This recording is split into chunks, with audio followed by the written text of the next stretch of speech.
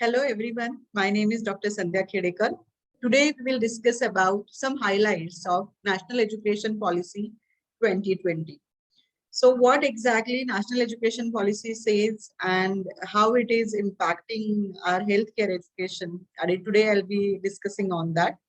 I'm sharing my screen with you all. You all can see on this slide that when we think of any national education policy, this policy, it was first draft came as a National Education Policy 2019.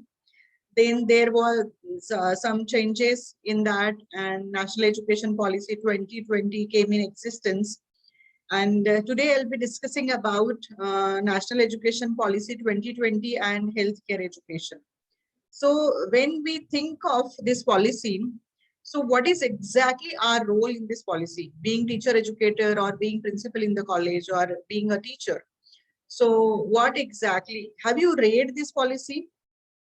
I just went through one article and it was very interesting that in this article, it says that most of the teachers, 60% of the teachers in Mumbai and Navi Mumbai, this was a survey taken by one college at Mumbai, and this was a newspaper article that 60% teachers say that they have not read this policy. So my request to all of you, first of all, let's see what it is, and we must read first how it is built up and what exactly our role is and how we are going to implement it.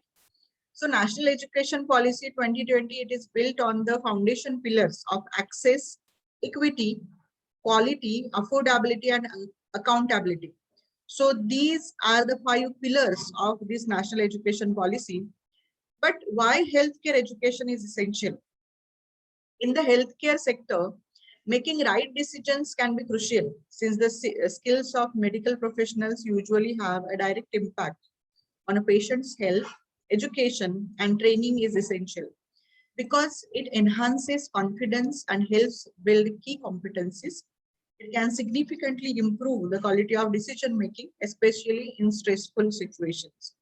So some national education policy highlights are: postgraduate education will be revamped, and postgraduate education curriculum and pedagogical approach will be revamped to ensure strong exposure to professional practice in the context of each specialization. So this may require tight collaboration between higher education institutions and different professional institutions. So in the country. So we have to collaborate, we have to come together, we have to make clusters. And as we are doing the integrated courses, we should club all this. So the highlight says that healthcare education shall be re-envisioned, and we have to think on all the aspects. Given that our people exercise pluralistic choices in healthcare, our healthcare education system must be integrative.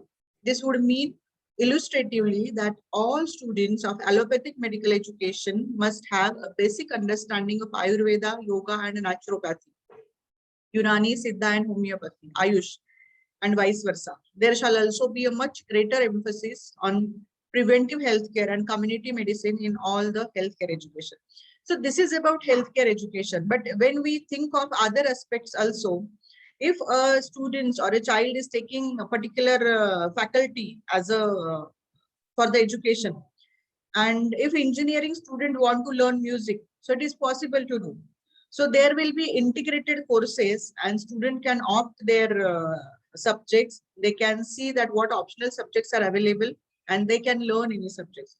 So this is beautiful, my dear friends, but we need to study it thoroughly. We need to understand how it is impacting our higher education and what is exactly our role in this scenario.